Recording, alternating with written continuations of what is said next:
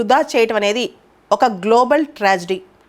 ప్రపంచవ్యాప్తంగా లక్షలాది మంది ఆహారం లేక అలమటించిపోతుంటే ఇంకో పక్క ఫుడ్ వేస్ట్ చేయటం అనేది మహాపాపం. రీసెంట్గా యుఎన్ఈపి రిపోర్ట్ ఇదే చెప్తోంది. Food waste index report 2024 release అయింది. దీన్ని తయారు చేసిన వాళ్ళు United Nations Environment Programme along with an NGO, ఒక ఎన్జిఓ కూడా దీనిలో భాగస్వామి అయ్యింది, WRAP. ఇది యూకే బేస్డ్ ఎన్జిఓ అనమాట.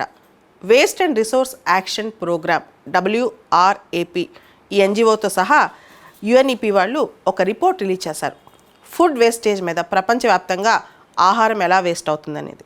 ఫుడ్ వేస్ట్ అంటే ఆహారాన్ని వృధా చేయటం అనేది కేవలం ధనిక దేశాల ప్రాబ్లం మాత్రమే కాదు.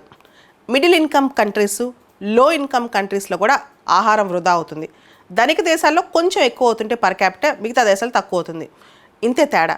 కానీ ఆహారం వృధా అన్ని దేశాల్లో అవుతుంది.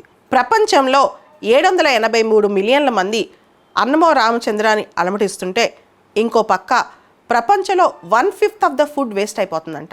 ప్రపంచవ్యాప్తంగా అన్ని ఖండాల్లో across all continents 1 billion meals per day waste అయిపోతుందంట 2022లో. ఫుడ్ వేస్ట్ వల్ల గ్లోబల్ ఎకానమీ మీద ఎఫెక్ట్ పడుతుంది, దాంతోపాటు క్లైమేట్ చేంజ్ మీద కూడా ఎఫెక్ట్ పడుతుంది. అంటే గ్రీన్ హౌస్ గ్యాస్ ఎమిషన్స్ కూడా ఫుడ్ వేస్ట్ కంట్రిబ్యూట్ చేస్తుంది. ఫుడ్ వేస్ట్ ఆహార వృధాకు సంబంధించి G20 దేశాల్లో కేవలం 4 దేశాలే ఒక ట్రాకింగ్ సిస్టమ్ని ఏర్పాటు చేశాయి. Australia, Japan, UK, USA. దీంతోపాటు యూరోపియన్ యూనియన్లో ఒక ట్రాకింగ్ సిస్టమ్ ఉంది. ప్రపంచంలో చాలా అరుదుగా కొన్ని దేశాలు మాత్రమే, దాదాపు 21 దేశాలు మాత్రమే ఫుడ్ వేస్ట్ సంబంధించి ఒక ట్రాకింగ్ సిస్టమ్ ప్రాపర్గా ఎస్టాబ్లిష్ అయింది. 2022 సంవత్సరానికి కాను మొత్తం ప్రపంచవ్యాప్తంగా ఆహార వృధాని మనం అంతా కలిపితే భారతదేశంలో food grains, oil seeds, sugar cane, horticulture ఇవన్నీ కలిపి 2022-23 సంవత్సరానికి ఎంత పండించామో అంత ఆహారం ప్రపంచవ్యాప్తంగా ఆ సంవత్సరంలో వృధా అయిపోయింది. మొత్తం ఆహార వృధా ఫుడ్ వేస్టేజ్లో 60% గృహాల్లోనే జరుగుతుంది, హౌస్ హోల్డ్స్లోనే జరుగుతుందంట. 28% ఫుడ్ సర్వీసెస్లో జరుగుతుంది, 12% రీటైలింగ్లో, అంటే ఎక్కడైతే చిన్న చిన్న షాప్స్ వీటిలో పెట్టి కన్జ్యూమర్స్కి అమ్ముతారో ఆ ప్రాంతాల్లో అది పాడైపోవటం ఇదంతా కూడా. రీసెంట్ డేటా చూసుకుంటే కనుక ఫుడ్ వేస్టేజ్ వల్ల ప్రపంచవ్యాప్తంగా ఇప్పుడు రిలీజ్ అయ్యే గ్రీన్ హౌస్ గ్యాసెస్లో 8-10% కేవలం ఆహార వృధా వల్లే రిలీజ్ అవుతున్నాయి.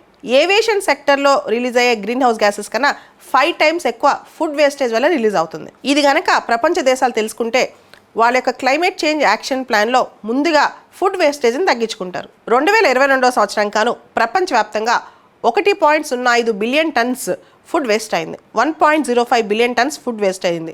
ప్రపంచవ్యాప్తంగా పర్ క్యాపిటల్ తలసరి వేస్టేజ్ చూసుకుంటే కనుక ప్రతి వ్యక్తి 79 కేజీల ఫుడ్ వేస్ట్ చేసినట్టు.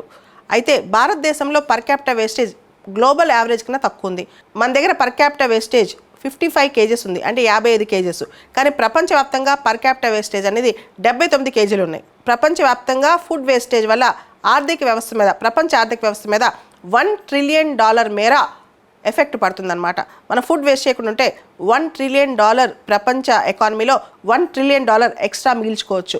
$1 ట్రిలియన్ మీద ఫుడ్ వేస్టేజ్ ఎఫెక్ట్ పడుతుంది ప్రపంచ ఎకానమీ మీద.